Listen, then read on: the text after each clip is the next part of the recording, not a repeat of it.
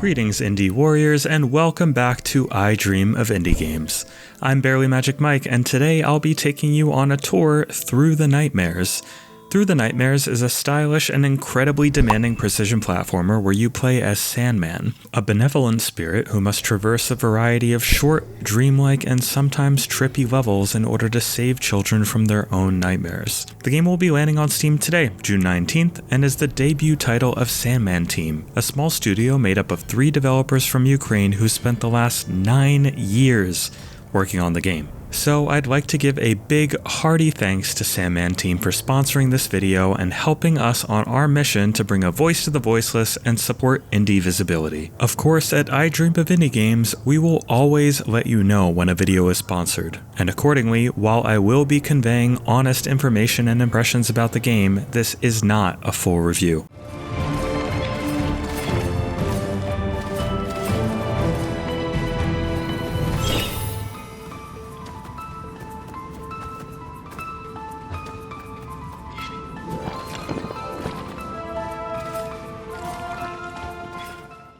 Through the Nightmares is refreshingly old school in the way it structures itself, with each major area broken up into a series of discrete levels you'll select through the main menu. You'll find no sprawling Metroidvania map or vast open areas here because this is very intentionally designed as a linear experience, something easy to come to terms with as the pacing of its levels become clear. Many of precision platforming's greatest hits are here, like spinning buzzsaws, falling rocks, and deadly spikes, but as the game goes on, a number of more unique elements emerge, like mini black holes that suck you into their center, mushrooms emitting clouds of poisonous gas, and plenty of other ways for you to meet your instant, untimely demise.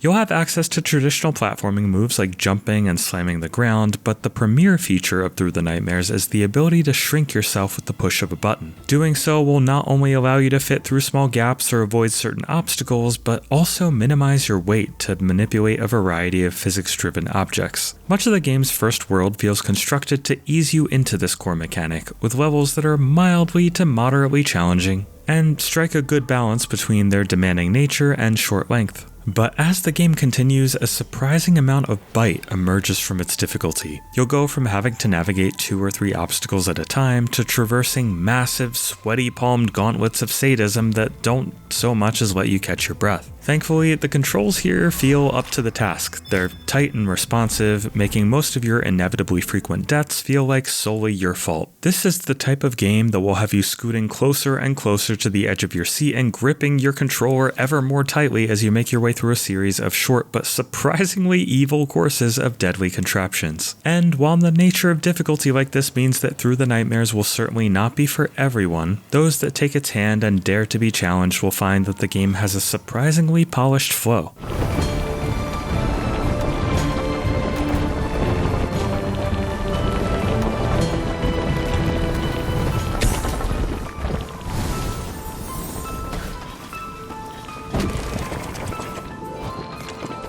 Many of its harder levels, especially some absolutely brutal boss-like chase sequences, took me dozens upon dozens of tries as I died over and over and over again. But at a certain point, something just clicked, and I realized that running through each obstacle at exactly the right pace put me in a type of rhythmic flow state that left me one with the game. Well, at least until another fiendishly placed buzzsaw suddenly sliced me to bits because I hit the wrong button.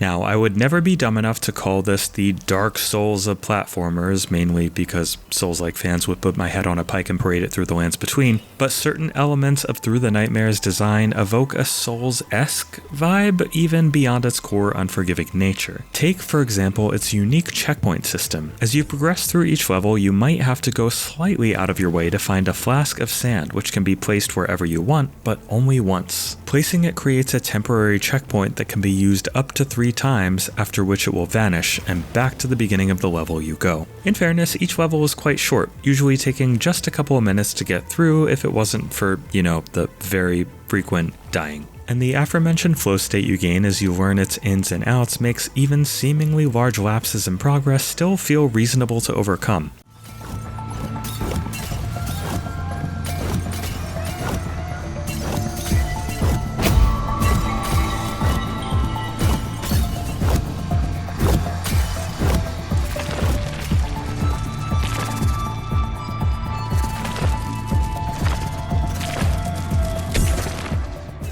And then, perhaps in its most direct nod to Soulsian design, many later levels will allow you to create shortcuts for yourself that ultimately save time and pain on subsequent attempts. Accordingly, it feels like the game is hardly content to merely be difficult. It wants to up the stakes, to not only reward skillful play but create suspense by being unpredictable and letting up on the pressure just when you feel ready to give up. A 3-use only checkpoint might not feel like much if you've already died dozens of times, but it can surprisingly often be the difference between progress and death.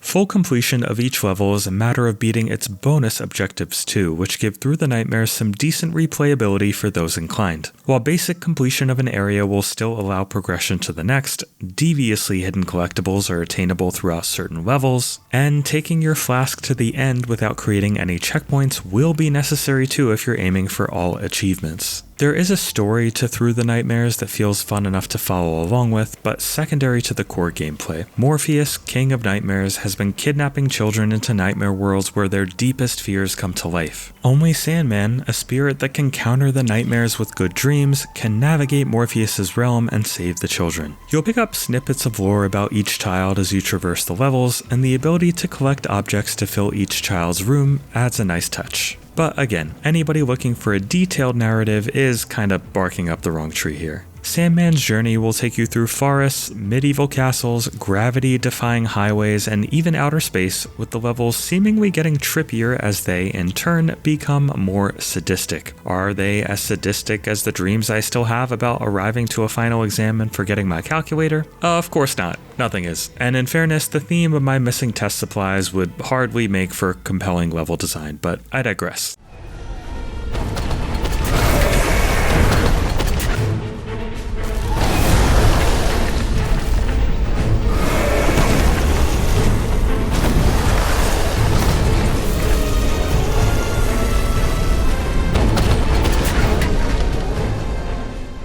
While Through the Nightmares visuals are fairly simple in terms of graphical fidelity, the game has a stylistic flair that aims to do a lot with a little, dishing out a respectable variety of environments while ensuring that our bright neon Sandman stands out from the wild array of obstacles around him. It also runs great on the Steam Deck, and is a really solid fit for the device given its emphasis on short, separated levels that can be played in bursts on the go. The game does need a screen shake toggle in the settings though, because some of its more epic set pieces shake the screen with such vigor that I would occasionally struggle to see ahead of me. Such trial and error sequences definitely showed up here and there, but the overall difficulty is calibrated well enough that death will feel like your fault, even if the game's expectations are that you'll come at it with the utmost possible focus. Overall, the few hours I spent with Through the Nightmares left me with the impression of a game that's confident in its design. The temporary checkpoints and discoverable shortcuts add refreshing elements that I don't tend to see among precision platformers. And the unique flow state you can enter when trying to beat a particularly difficult level is as satisfying as it is perspiration-inducing.